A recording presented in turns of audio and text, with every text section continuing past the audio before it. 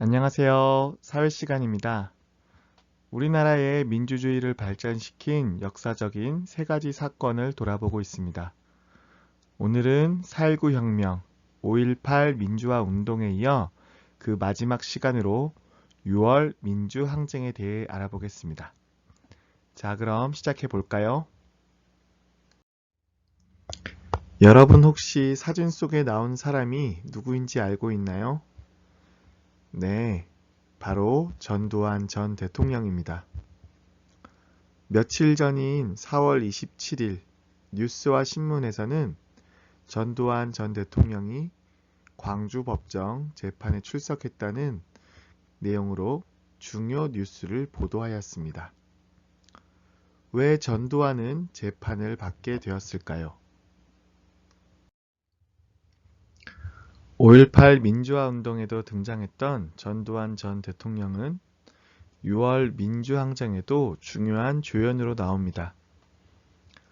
하지만 악역, 요즘 유행하는 표현을 빌자면 빌런의 끝판왕으로 나오게 됩니다. 군사정변으로 정권을 잡은 전두환은 5.18 민주화 운동을 강제로 진압하였습니다. 그리고 국민들의 직접 선거가 아닌 체육관에서의 간선제로 제11대 12대 대한민국 대통령이 됩니다. 대통령이 되고 나서도 신문과 방송을 통제하여 정부에게 유리한 내용만 방송하도록 국민들의 눈과 귀를 막고 민주주의를 요구하는 사람을 탄압했습니다.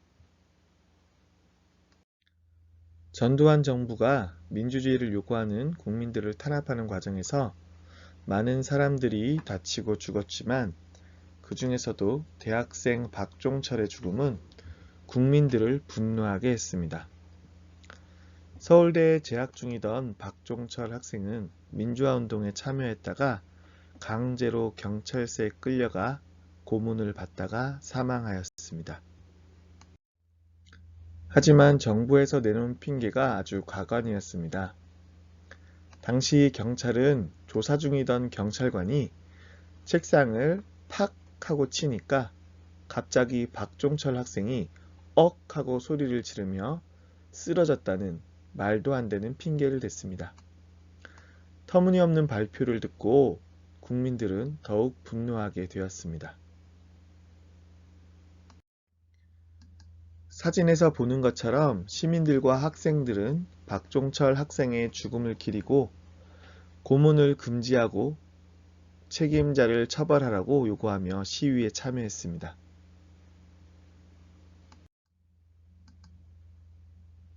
그리고 더 이상 몇몇 사람들이 짜고 치는 간선제 대통령이 아닌 국민들이 직접 대통령을 뽑는 직선제를 요구하였습니다.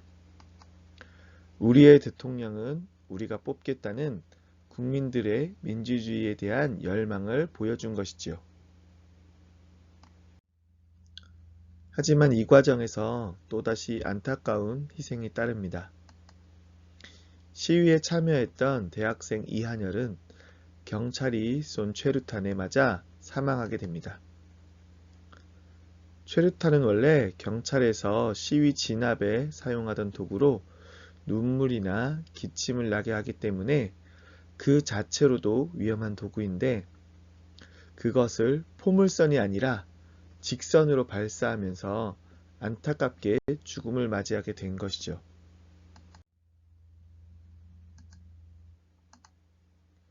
1987년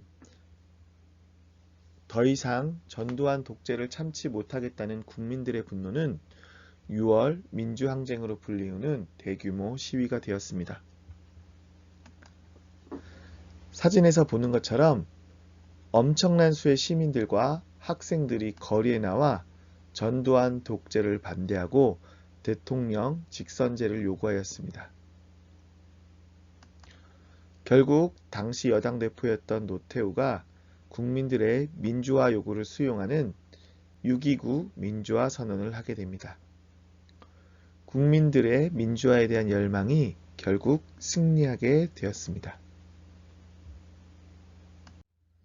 6월 민주항쟁은 우리에게 어떤 의미를 가질까요? 6월 민주항쟁 이후 대통령을 국민들이 직접 뽑게 됩니다. 언론은 정부에게도 쓴말을 할 수 있도록 자유를 얻었습니다. 또 지역의 일은 그 지역의 주민들이 결정하도록 하는 지방자치제도가 시행되었고, 갈등이 만연했던 지역 감정을 없애는 일에도 더욱 노력하게 되었습니다. 이렇게 6월 민주항쟁 이후 우리 사회의 여러 분야에 민주적인 제도를 만들고 실천하게 되었습니다. 6월 민주항쟁이 민주주의 발전에 매우 중요한 역할을 하게 된 것이지요. 자, 지금까지 4시간에 걸쳐 4.19 혁명과 5.18 민주화운동, 6월 민주항쟁에 대해서 알아봤습니다. 여러분은 민주주의 발전에 기여한 이 세 역사적 사건에 대해서 어떤 생각이 들었나요? 민주주의와 관련된 말 중에 민주주의는 공짜가 아니다라는 말이 있습니다. 누군가 민주주의를 지켜주길 원한다면 가만히 있어서는 안 된다는 뜻이지요. 우리의 자유와 권리는 우리가 직접 스스로 지켜야 한다는 사실을 명심했으면 좋겠습니다. 우리도 집에서, 교실에서, 그리고 우리 주변 여러 곳에서 민주주의를 지키기 위해 노력해야겠습니다. 그럼 이것으로 사회 수업을 마치겠습니다. 감사합니다.